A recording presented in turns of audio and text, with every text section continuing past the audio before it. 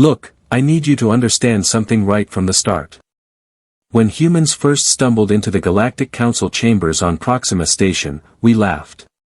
Not politely. Not quietly. We laughed so hard that Ambassador Clethnor actually ruptured 3 of his breathing sacs. The medical bills were astronomical, but worth it. Because these creatures, these hairless, awkward, gravity-bound mammals who called themselves humanity's representatives, they were the punchline to a joke we hadn't even finished telling. My name is Vex, and I'm a xenobiologist from Tormund Prime. That's important because it means I study species for a living, catalog their strengths and weaknesses, assess their potential contributions to galactic civilization. When the human delegation walked in that day, I already had my assessment ready: harmless, physically unremarkable, technologically primitive, and possessing all the strategic importance of a particularly eloquent mushroom. Their leader, some woman named Rebecca Martinez, stood at the podium with her delegation of 5 other humans. They wore matching blue uniforms that looked like they'd been designed by someone who'd never seen actual military dress and had instead based everything on ancient television broadcasts. Rebecca cleared her throat, and the entire chamber fell silent. Not out of respect, mind you, but because we were all waiting for the comedy to begin. Honored members of the Galactic Council, she said, her voice steady despite the 1,000 eyes watching her. We come seeking membership and mutual cooperation. Council Director Tharnvel, a massive Chronovian whose species had conquered 14 star systems before breakfast, leaned forward with interest. Tell us, human. What exactly can your species offer the Council?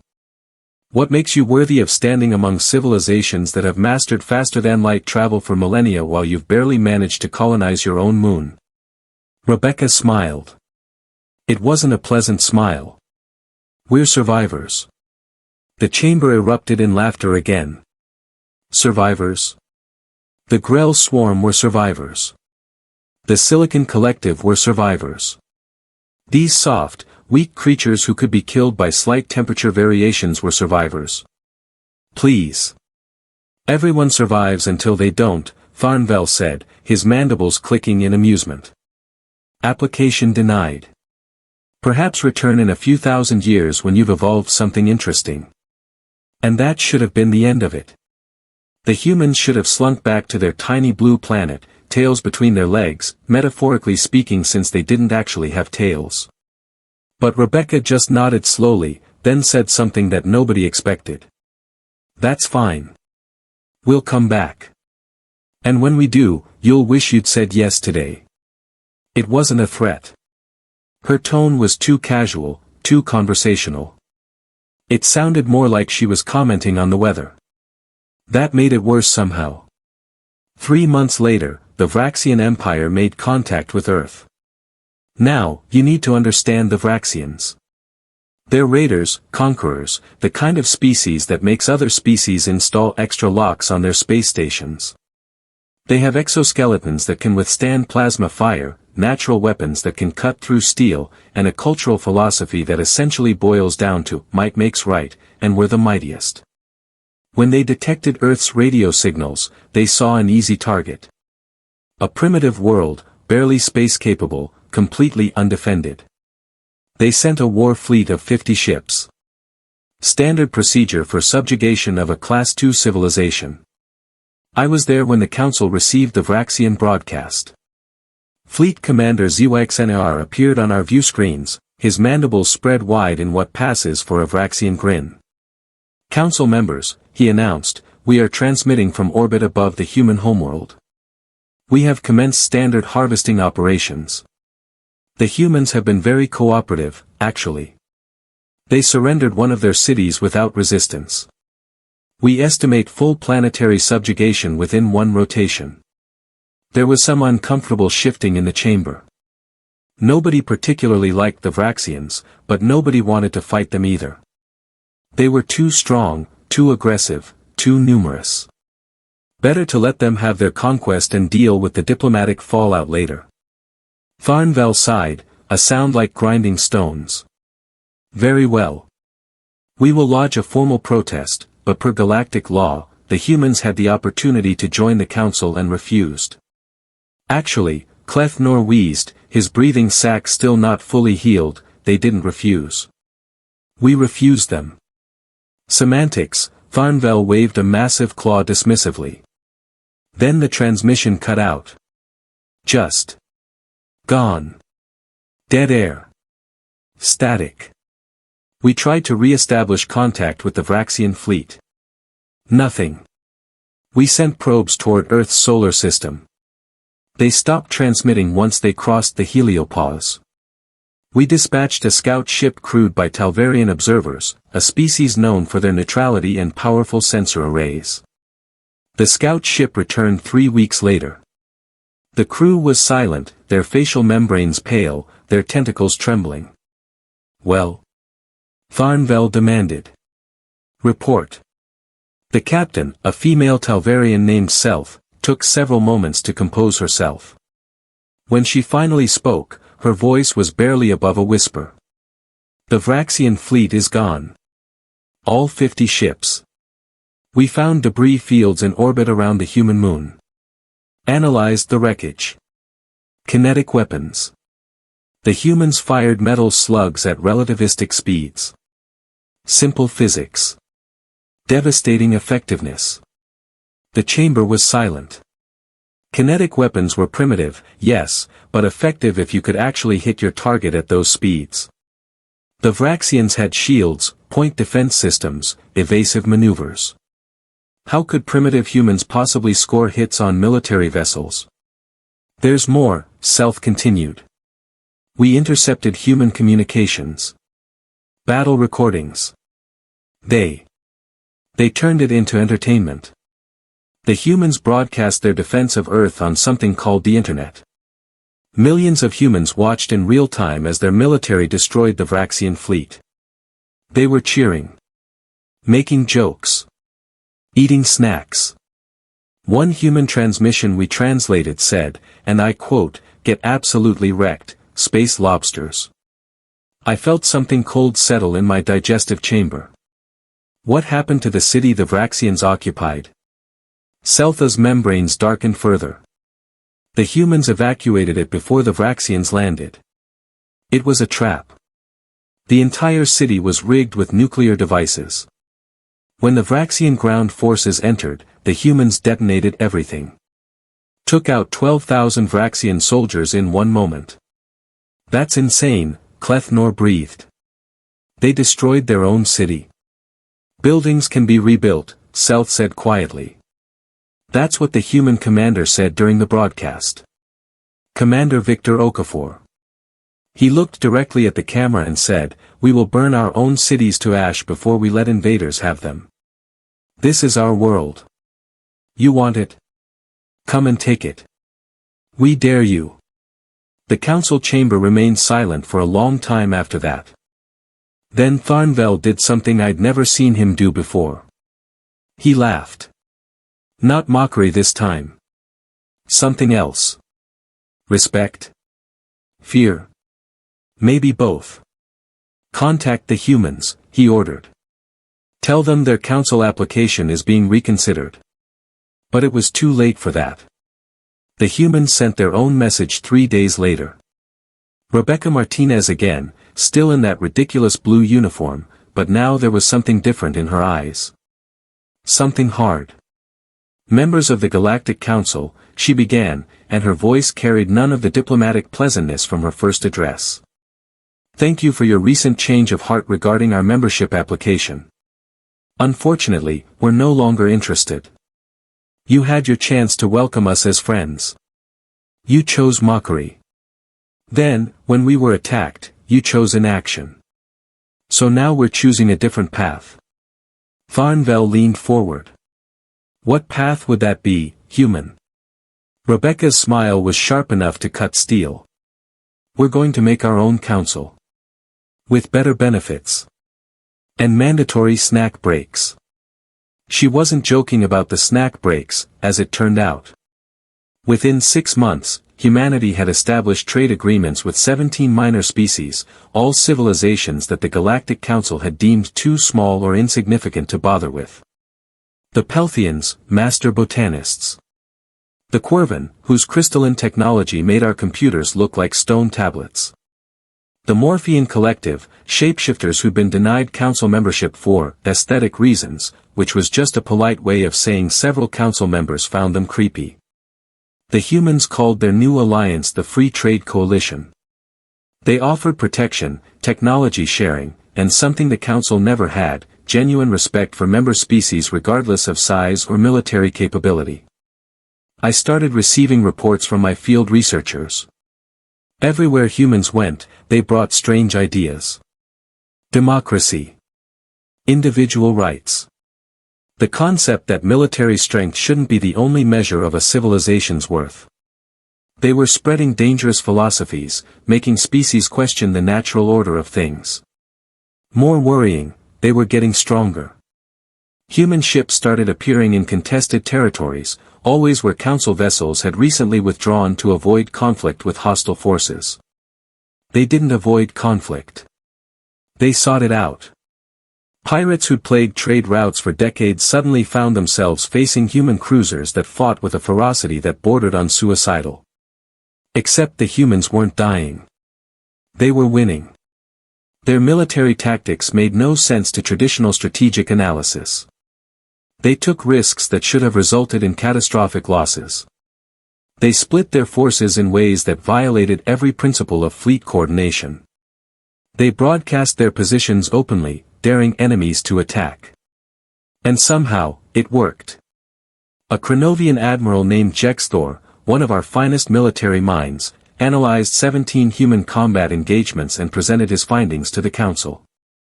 They're insane, he concluded, his massive form somehow seeming smaller. Their entire combat doctrine is based on aggressive unpredictability. They do things no rational commander would do because they know we'll assume they're rational. They sacrifice resources we consider vital because they've calculated that those resources matter less than momentum, morale, shock value. Fighting them is like fighting chaos itself. Surely we could defeat them in open warfare, Tharnvel insisted, though he sounded less certain than usual. They're still just one species. We have hundreds. Jexthor's mandibles clicked nervously. Could we? Yes, probably. Eventually. But the cost would be devastating. And here's the truly frightening part, I don't think they'd surrender even if we won. They'd keep fighting from their home system, from hidden bases, from ships scattered across the galaxy. They'd make it so expensive, so bloody, so prolonged that victory would be meaningless. I watched this discussion with growing fascination and horror. We'd underestimated them. Badly. We'd seen weak bodies and assumed weak spirits. We'd seen primitive technology and assumed primitive thinking. We'd been so wrong. The humans had spent their entire evolutionary history fighting. Fighting nature. Fighting each other. Fighting extinction events and ice ages and plagues and resource scarcity. They'd climbed to the top of their planet's food chain despite being weaker than the predators, slower than the prey, lacking natural weapons or armor or even decent fur. They'd won through sheer stubbornness and the absolute refusal to accept defeat as a possibility. And now they were here, among the stars, bringing that same relentless energy to galactic politics. The real problem started when the humans encountered the Kaldrith Dominion. Now, the Kaldrith are what we call a Tier 1 military power. They control 42 systems, possess fleet technology that makes most species weep with envy, and have never, not once in 3,000 years, lost a territorial conflict. They're methodical, ruthless, and utterly convinced of their superiority. Think of them as what you'd get if you combined advanced weaponry with absolute bureaucratic efficiency and removed any trace of mercy or humor. The humans wandered into Kaldrith space by accident. Some exploration vessel called the Wandering Albatross, captained by a man named James Wu, took a wrong turn at a nebula and ended up scanning a Kaldrith mining operation. Standard first contact protocol would be to transmit peaceful greetings, exchange basic information, maybe arrange formal diplomatic channels. James Wu hailed the Kaldrith station and said, "I kid you not, hey there, space friends. Any good restaurants around here? We're fresh out of coffee and getting a bit cranky. The Cauldroth response was immediate and predictable. They disabled the human ship with an electromagnetic pulse, boarded it, and took the entire crew of 47 humans prisoner. Then they sent a message to Earth demanding tribute, technology transfers, and formal acknowledgement of human inferiority. The human government's response arrived 3 days later. It was a single word, no. Not, we refuse, or, we must decline, or any diplomatic language. Just no. 2 letters. Maximum defiance, minimum effort. I was in the council chambers when we received intelligence about what happened next. The analyst, a Matharian named Quilks whose species processes information faster than most computers, was actually shaking as he presented his findings. The humans sent a fleet, Quilks reported, his voice frequencies wavering. Not a rescue mission. Not a diplomatic envoy. A battle fleet. 63 warships. They jumped into Cauldroth territory, broadcast their intentions on all frequencies, and gave the Cauldroth exactly 1 hour to return their people unharmed. Tharnvel leaned back in his seat. And when that hour expired, the humans attacked the largest Cauldroth military installation within range. Not the station holding their people. A completely different target. They destroyed 42 Cauldroth vessels, 17 orbital platforms, and a shipyard complex that took the Cauldroth 80 years to build. The human admiral, woman named Patricia Okonkwo, then sent another message. She said the Cauldroth had 1 more hour to release the human prisoners. For every hour after that, she'd destroy another Cauldroth installation. She called it aggressive negotiation. The chamber fell silent. You have to understand, this violated every principle of proportional response. The humans were threatening to wage total war over 47 prisoners. It was madness. It was excessive. It was completely and utterly human. Did the Cauldroth comply? Clethnor asked, though we all knew the answer. Quilks nodded. Released all prisoners within 37 minutes, along with formal apologies and an offer of full restitution. The Galactic Council then requested immediate peace talks with humanity. They've never done that before. Ever. I pulled up the combat footage on my personal display. Watched human ships move through Galactic defensive lines like they were barely there. The humans didn't just fight. They adapted. Mid-battle. Every time the Galactic adjusted their tactics, the humans changed theirs faster. It was like watching someone play a strategy game where they could read their opponent's mind. Later analysis revealed the truth. Every human ship was crewed by individuals who could make independent decisions. No centralized command structure slowing down responses. No bureaucratic approval needed for tactical changes. Each captain was authorized to do whatever they thought best to achieve the objective. Chaos as military doctrine. Insanity as strategy. And somehow, impossibly, it worked. The peace talks between humanity and the Galactic Dominion lasted 6 days. I attended as an observer, mainly because Tharnvel wanted independent assessment of human negotiation tactics. What I saw disturbed me more than their combat capabilities. The humans were charming. Patricia Okonkwo, the same admiral who'd threatened to burn Cauldroth space to cinders, sat across from Cauldroth High Commander Vorthkel and talked about weather patterns. About family.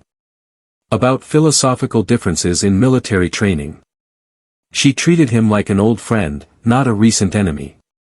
And slowly, impossibly, Vorthkel responded in kind. By day 3, they were sharing meals. By day 5, the Galactic delegation was laughing at human jokes. By day 6, they'd signed a mutual defense pact. I cornered Patricia during a break, my curiosity overwhelming my professional detachment. How did you do that? The Galactic don't form alliances. They conquer or isolate. There's no middle ground. She smiled at me, and it was genuine warmth, not the predatory expression Rebecca Martinez had shown the council. Vex, right? The xenobiologist? I read your papers on comparative species psychology. Really interesting stuff about threat response patterns. Thank you, but you didn't answer my question. We gave them something they'd never had before, Patricia said, pouring herself coffee from a container that seemed permanently attached to her hand.